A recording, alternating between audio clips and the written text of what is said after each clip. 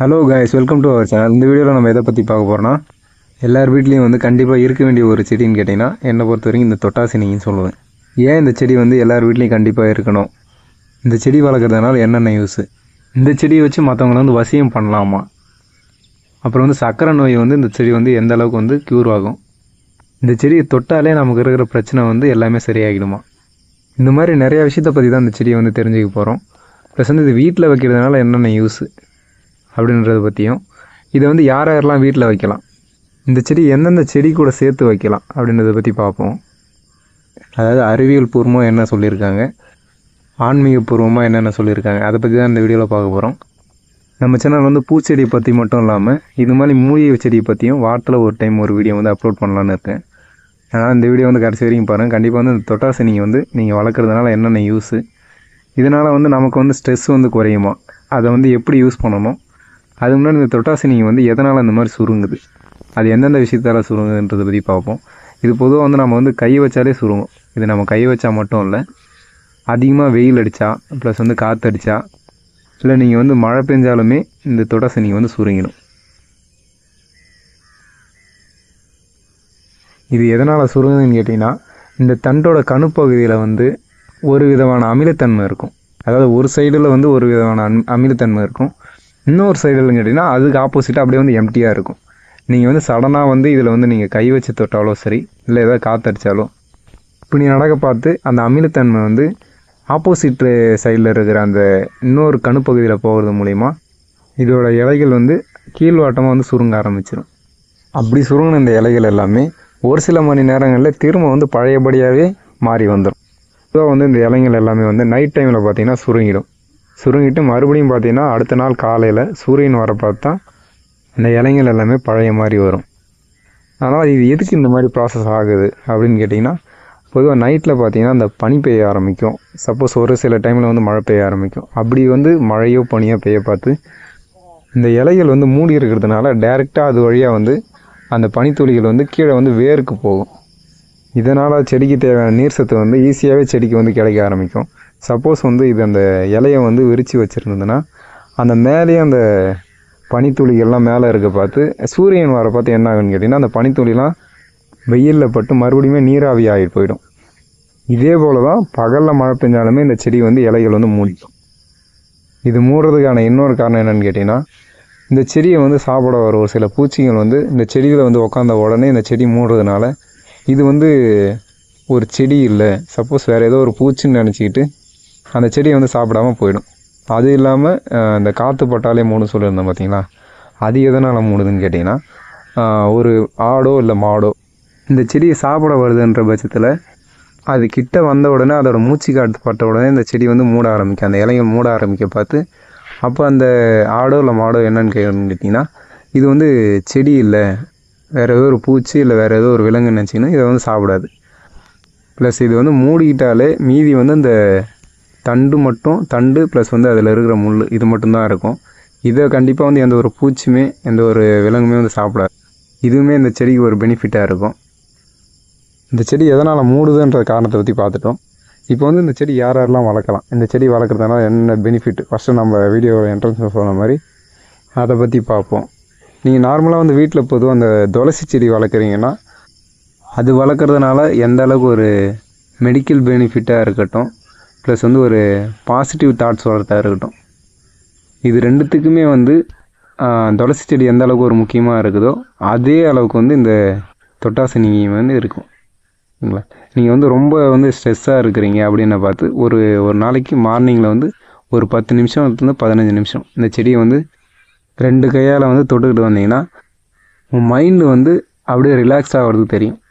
இது வந்து ஒரு நாளில் செஞ்சால் வராது, குறைஞ்சது ஒரு 21 நாள்லேருந்து ஒரு 40 நாள் வரைக்கும் செஞ்சு பார்த்தீங்கன்னா உங்களுக்கு டிஃப்ரெண்ட் தெரிய ஆரம்பிக்கும். இது வந்து சின்ன குழந்தைங்கள முதற்கொண்டு எல்லாருமே செய்யலாம். ஒரு சின்ன விஷயம் என்னென்னு கேட்டிங்கன்னா, அந்த முள் மட்டும் குத்திடாத அளவுக்கு பார்த்து வந்து கையை வைக்கும், அது மட்டும்தான். மற்றபடி ஒரு நல்ல வைப்ரேஷன் வந்து இந்த செடி வந்து தரும். இந்த செடியை தொடுறது மூலிமா மைண்டுமே நல்லா வந்து ஒரு ரிலாக்ஸ் ஆகும். நீங்கள் காலையில் ஒரு 10லேருந்து 15 நிமிஷம் இந்த செடியை தொட்டிங்கன்னா கண்டிப்பாக உங்களுக்கு வந்து டிஃப்ரெண்ட் தெரிய ஆரம்பிக்கும். இன்னும் அடிஷ்னலாக ஒரு 2 விஷயத்த, அதாவது இந்த செடி வந்து சர்க்கரை நோயை எப்படி வந்து கட்டுப்படுத்துது, ப்ளஸ் வந்து இந்த வசியம் பண்ணுவாங்க இதை வச்சுன்னு சொல்கிறாங்க. அது எப்படி பண்ணுறது, அது உண்மையிலே ஒர்க் ஆகுமா ஆகாதான்றது, லாஸ்ட்டாக வந்து அந்த செடி எப்படி வளர்க்கணும், எந்த இடத்துல வச்சு வளர்க்கணும், இதை பற்றி பார்ப்போம். இப்போ வந்து அந்த சர்க்கரை நோயை கண்ட்ரோல் பண்ணணும்னு சொன்னீங்க பார்த்தீங்களா, கண்டிப்பாக வந்து இந்த செடியோட இலையும் சரி இல்லை வேரும் சரி நிச்சயமாக வந்து சர்க்கரை நோயை வந்து கண்ட்ரோல் பண்ணணும். நீங்கள் யாராவது சப்போஸ் இதை எடுக்கிற மாதிரினா நீங்கள் வந்து ஒரு டாக்டரை வந்து கன்சல்ட் பண்ணிங்க. சப்போஸ் நீங்கள் ஏதாவது டேப்லெட் எடுக்கிற மாதிரினா இந்த மாதிரி இது எடுக்கலாமா, ஆல்ட்ரேஷனாக மாற்றி எடுக்கலாமான்னு கன்சல்ட் பண்ணிட்டு எடுக்கிறது வந்து நல்லது. அப்படி இல்லை, சப்போஸ் சர்க்கரை நோய் இல்லைனாலுமே நார்மலாக இருக்கிறவங்களே நீங்கள் வந்து ஒரு மாதத்துக்கு ஒரு டைம் குறிப்பிட்ட ரேஷியோ இருக்குது இல்லை, அந்த ரேஷியோ வந்து டாக்டர்கிட்ட கன்சல்ட் பண்ணிவிட்டு அந்த ரேஷியோவில் உங்களுக்கு என்ன ரேஷியோ வந்து எடுக்கலான்னுட்டு கன்சல்ட் பண்ணிவிட்டு எடுத்திங்கன்னா உங்களுக்குமே இந்த சர்க்கரை நோய் வந்து வர்றதுக்கு முன்னாடியே வந்து அதை க்யூர் ஆகிடும். அதனால் வந்து இது இந்த அளவு தான் எடுக்கணும்னு நம்ம கரெக்டாக சொல்ல முடியாது. அதனால் உங்களுக்கு எந்த அளவு தேவையோ டாக்டர்கிட்ட ஒன்ஸ் கேட்டுட்டு அதுக்கப்புறம் நீங்கள் அந்த அளவு எடுக்க ஆரம்பிச்சிங்கன்னா கண்டிப்பாக வந்து கண்ட்ரோல் ஆகும். இதுதான் வந்து அதோட காய், அந்த தொட்டாசினியோட காய். இதுலேயுமே பார்த்தீங்கன்னா சின்ன சின்ன அந்த முள் வந்து அதிகமாக இருக்கும். இதையுமே நீங்கள் வெறுங்காயில் தொட பார்த்து கண்டிப்பாக வந்து இந்த முள் வந்து குத்தும். நீங்கள் வந்து இந்த செடியை பார்த்தீங்கன்னா 2 விதமாக வளர்க்கலாம். ஒன்று, இதுலேருந்து இந்த விதையை எடுத்து வளர்க்கலாம். இது கிடைக்காதவங்க பார்த்தீங்கன்னா இந்த செடியோட வேர், அதாவது ஒரு கணுப்பகுதி மட்டும் ஒரு கிளையை மட்டும் எடுத்துகிட்டு போய் வச்சிங்கனாலும் அதுவுமே வந்து நல்லா க்ரோத் வளர ஆரம்பிச்சு. இது வரைக்கும் இந்த செடியில் பார்த்தீங்கன்னா ஓரளவுக்கு நம்ம அறிவியல் பூர்வமாக என்னென்ன சொன்னாங்க, இது என்னென்ன பெனிஃபிட் வரும்ன்றதை பற்றி பார்த்தோம். இப்போ பார்த்தீங்கன்னா ஆன்மீகத்தில் நம்ம என்னென்ன சொல்லியிருக்காங்க, நம்ம முன்னாடி சித்தர்கள்லாம் வந்து எந்தெந்த விதத்தில் வந்து இந்த செடி யூஸ் பண்ணிக்கிறாங்க, அவங்க வந்து எந்தெந்த திசையில் வச்சா இந்த செடி வந்து இன்னுமே நல்லா வந்து பலனளிக்கும். அப்புறம் இந்த வாஸ்து பார்த்து நீங்கள் செடி வைக்கணும்னா அவங்க எந்தெந்த திசை சொல்லியிருக்காங்க அதை பற்றி பார்ப்போம். ஃபஸ்ட் இந்த சித்தர்கள் வந்து சொல்லியிருக்க திசைன்னு பார்த்தீங்கன்னா தென்மேற்கு, அதாவது தென்மேற்கு திசையில் இந்த செடியை நீங்கள் வைக்க பார்த்து நல்ல ஒரு பாசிட்டிவ் வைப் வந்து இந்த செடி வந்து உங்களுக்கு தரும் சொல்லியிருக்காங்க. ப்ளஸ் வந்து நம்ம வாஸ்து பக்கம் போனீங்கன்னா அவங்க எந்தெந்த திசையெல்லாம் சொல்கிறாங்கன்னு பார்த்தீங்கன்னா வடக்கு ப்ளஸ் வந்து வடகிழக்கு, இது 2 திசையில் வந்து இந்த செடியை வந்து வளர்க்கலாம். இது 2 திசையும் பார்த்தீங்கன்னா வாஸ்து சைடு நம்ம வந்து சொல்கிற திசையை வந்து சொல்கிறாங்க. உங்களுக்கு எந்த திசை பெனிஃபிட்டாக இருக்குதோ அந்த சைடு வச்சுருங்க. என்னை பொறுத்த வரைக்கும் நீங்கள் வந்து எந்த திசையில் வைக்கிறீங்கன்றதில்ல, இந்த செடி வளர்த்தா மட்டுமே போதும். ஏன்னா இது ஆன்மீகத்தை தாண்டியும் இது நல்ல ஒரு மூலிகை செடின்றதை பற்றி நான் சொல்கிறேன். நல்ல ஒரு பெனிஃபிட், அதாவது பாசிட்டிவ் வைபை கொடுக்கும்.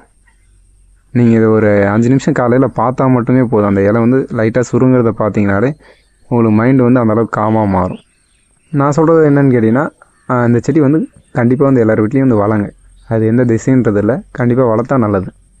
அதே போல் நம்ம சித்தர்களுமே வந்து இந்த துளசி செடியை நம்ம எந்த மாதிரி வழிபடுவோமோ அதே போல் அந்த துளசி செடி பக்கத்துலேயே இந்த செடியை வந்து வச்சுட்டு 21 டைம் ஒரு நாளைக்கு நீங்கள் சுற்றி வந்தீங்கன்னா, அதாவது 48 நாள் அந்த நாளைக்கு சுற்றி வந்தீங்கன்னா வாரத்தில் இருக்கிற 7 நாளுமே நீங்கள் சுற்ற பார்த்து ஒவ்வொரு நாளைக்குமே ஒவ்வொரு நன்மைகள் வரும்ன்ட்டு சித்தர்கள் சொல்லியிருக்காங்க.